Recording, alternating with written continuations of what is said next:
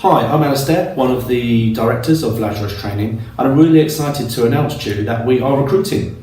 We've had some great successes recently with an increase in the amount of first aid training courses we're providing and some recently won contracts, and we need more trainers. Now, because we provide first aid training and medical training, we are looking for people with a background in pre-hospital care. Now, ideally that background should be working in hostile or remote areas as well.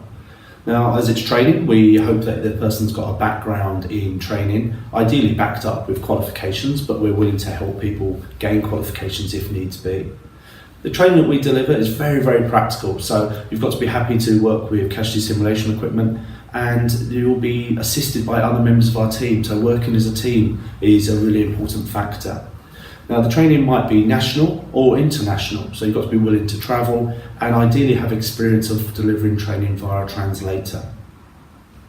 We are looking for both full-time and some part-time roles as well, so if this sounds of interest, contact us on admin@lazarustraining.co.uk.